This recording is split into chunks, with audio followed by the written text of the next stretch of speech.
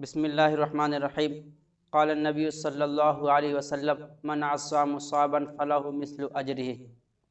محترم سامعین کرام، عیادت سے متعلق یعنی جب کوئی بیمار پڑ جائے تو اس کی مزاج پرسی، اس سے خیر خیریت معلوم کرنا کہ آپ کیسے ہیں، اس سے متعلق چند باتیں ہیں۔ سب سے پہلی بات کہ عیادت کرنے کا ثواب کیا ہے۔ دوسری بات کہ عیادت کرنے میں ہماری نیت کیا ہو۔ تیسری بات کہ عیادت کرنے کے لیے ہم جا رہے ہیں بیمار آدمی کے پاس، تو اس کے پاس ہم کتنی دیر ٹھہریں۔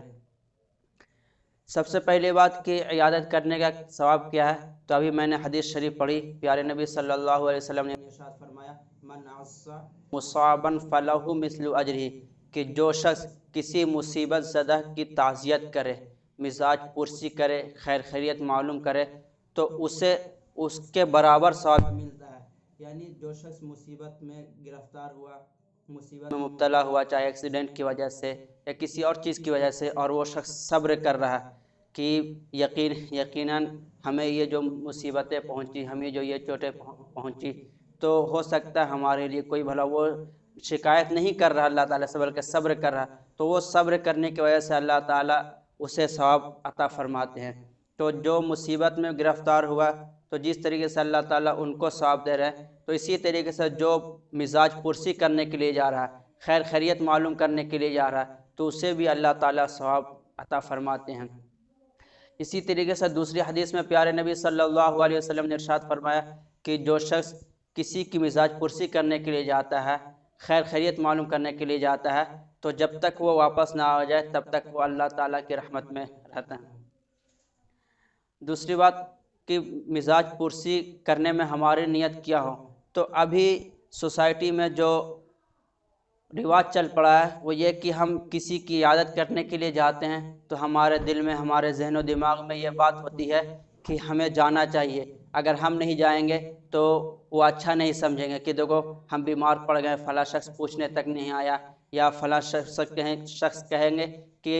دیکھو فلاں اس کے رشتہ دار بیمار پڑ گیا، یہ دیکھنے کے لیے نہیں گیا۔ تو ہم اور آپ جو آج کل جا رہے ہیں تو ہمارے ذہن و دماغ میں یہ بات ہوتی ہے کہ ہمیں جانا چاہیے، ورنہ لوگ کیا کہیں گے کہ یہ مزاج پوچھنے تک بھی نہیں آیا۔ تو یہ نیت نہ ہو، بلکہ ہماری نیت یہ ہو کہ مزاج پرسی کرنا، خیر خیریت معلوم کرنا یہ سنت ہے، تو ہمارے ذہن و دماغ میں اور دل میں یہ نیت ہو کہ ہم سنت ادا کرنے کے لیے جا رہے ہیں۔ اگر ہم اس نیت سے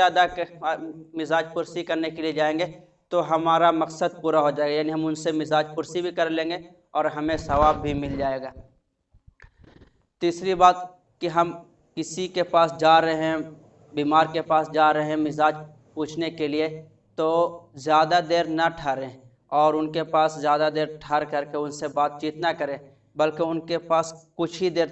ٹھہرے، تھوڑی دیر ٹھہرے اور ٹھہر کر کے ان سے اچھی باتیں کریں۔ مثلا کہ آپ کو معمولی چوٹ لگی ہے، اللہ نے چاہا تو انشاءاللہ جلد ٹھیک ہو جائیں گے۔ آپ کو یہ بیماری ہوئی ہے، فلاں کو بھی یہ بیماری ہو گئی تو وہ اتنے دنوں میں ٹھیک ہو گئے تھے، آپ تو ماشاءاللہ مضبوط ہے، آپ اس سے بھی جلدی ٹھیک ہو جائیں گے۔ تو اس طریقے سے خوشی کی باتیں ان سے کریں، ایسا نہ ہو کہ ہم کچھ ان سے منفی باتیں کریں، نگیٹو باتیں کریں کہ آپ کو یہ بیماری ہوئی ہے، یہ بیماری فلاں کو بھی ہو گئی تھی، وہ نہیں رہا، وہ دنیا سے چل بسا، تو بیچارہ پہلے ہی سے مصیبت میں مبتلا ہے، اور آپ کی اس ایسی باتیں کرنے کی وجہ سے